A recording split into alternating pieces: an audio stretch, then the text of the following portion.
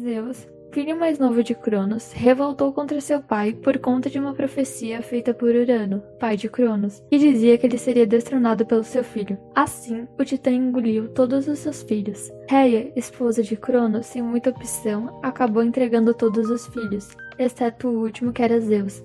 No lugar do filho recém-nascido, ela entrega uma pedra para que ele engula. Anos depois, Zeus, sendo apoiado pelos irmãos, inicia uma grande guerra contra seu pai, travando uma batalha que dura 10 longos anos, chamada Titanomaquia. Filho de Hades e Jápeto, que governava a terra com Cronos, irmão de Epimeteu e Atlas, Prometeu prevê a vitória dos deuses, ficando no lado de Zeus durante a batalha. Quando os deuses finalmente ganham, o rei dos deuses poupa Epimeteu e Prometeu do Tártaro, contanto que eles seriam responsáveis por povoar a terra, sendo encarregados de criar os mortais a partir do barro. Prometeu, com um pouco de argila e água, criou o homem à imagem dos deuses para que reinasse sobre a terra. Das almas dos animais, escolheu algumas características que juntou à sua obra. Atena, a deusa da sabedoria, impressionada, insuflou no homem o espírito. Pouco depois, os primeiros seres humanos começaram a multiplicar-se na terra, mas faltava-lhes as informações sobre a sua subsistência e sobre os assuntos divinos. Por essa razão, Prometeu ensinou aos homens todos os segredos da agricultura, da pesca, do comércio, da profecia, da astronomia e de tudo o que era necessário ao desenvolvimento da humanidade. Mas ainda lhes faltava o dom do fogo, que Zeus tinha negado aos homens. Então Prometeu apanhou um ramo e, aproximando-o do sol, incendiou-o e trouxe fogo à terra. Contrariado, Zeus arquitetou a sua vingança. Aos homens enviou Pandora e com ela todas as desgraças que existem no mundo. Tinha chegado a hora de Zeus castigar Prometeu, mandando Hefesto e seus servos Crato e Bia acorrentar o gigante a um despenhadeiro do Monte Cáucaso. Mandou depois uma águia devorar-lhe o fígado, que por ser imortal se regenerava continuamente, causando-lhe um grande sofrimento. O seu tormento prolongou-se por centenas de anos até que Hércules, com o consentimento de Zeus, matou a águia com uma pedra e libertou Prometeu das correntes. É então que Prometeu revela a Zeus uma profecia. Se Zeus continuasse com seus amores com Tétis, deles nasceria um filho que o destronaria. Assim sendo, Zeus abandonou Tétis, que casou com o mortal Peleu. Entretanto, Prometeu tornou-se imortal ao trocar o destino com o centauro Chiron e ocupou o seu lugar no Olimpo, para a grande alegria do povo de Atenas, que via em Prometeu o grande benfeitor da humanidade, patrono das artes e das ciências.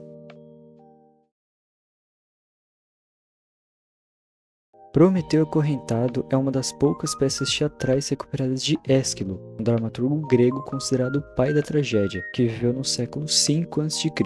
Como contado, o mito gira em torno do personagem Prometeu, o titã que desenvolve o papel da Gênesis na mitologia grega. Uma das características notáveis no personagem é sua habilidade de premonição, algo que dá ao personagem um ar de sabedoria, sendo bastante preciso em suas escolhas e quase nunca se arrependendo delas. Esse traço é observado por toda a história do personagem, desde que ele decide se juntar a Zeus na Titanomaquia até quando é salvo por Hércules, que seria, de certa forma, fruto de sua criação. Outra característica interessante no Titã é sua determinação em dar virtudes à humanidade, fazendo com que ele se rebele mais de uma vez contra Zeus. O deus dos deuses também é bastante presente no mito, e preserva sua característica egocêntrica e egoísta de outros mitos da mitologia grega. Isso se confirma na intenção de Zeus sempre acabar rebaixando os homens, ficando inconformado de que outra criatura se assemelhasse tanto com os deuses. Uma simbologia muito importante no mito é o fogo dos deuses, que não significa propriamente o fogo, mas sim o conhecimento tecnológico,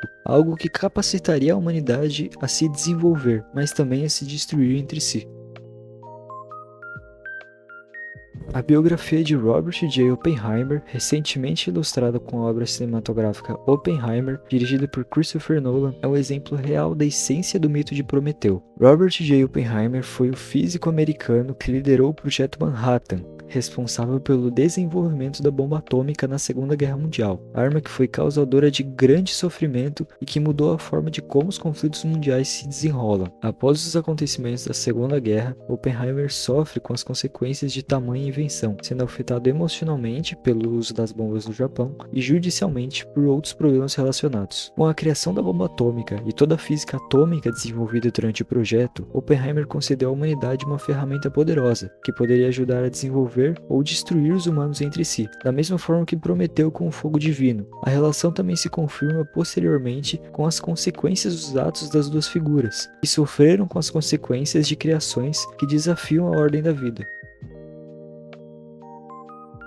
O romance da literatura inglesa, considerado um dos maiores clássicos do gênero de terror, Frankenstein, ou O Prometeu Moderno, escrito por Mary Shelley, como o próprio nome já diz, tem relação com o mito de Prometeu. De forma resumida, o romance narra a história de Victor Frankenstein, um jovem estudante de ciências naturais que faz um experimento e consegue trazer algo morto e inanimado de volta à vida, criando um monstro, que, posteriormente, acaba perseguindo e matando seu próprio criador. A partir do romance é possível perceber a relação dos dois protagonistas. Assim como Prometeu, Victor, um mero mortal, consegue criar e dar poder à vida a partir da matéria inanimada e acaba sendo punido por isso. Só que diferente de Prometeu, que foi punido pelos deuses, Victor foi punido pela sua própria criação. Isso acaba criando a ideia de que a vida é algo proveniente exclusivamente da divindade e não pode ser manipulada por aquilo que é mortal ou não divino.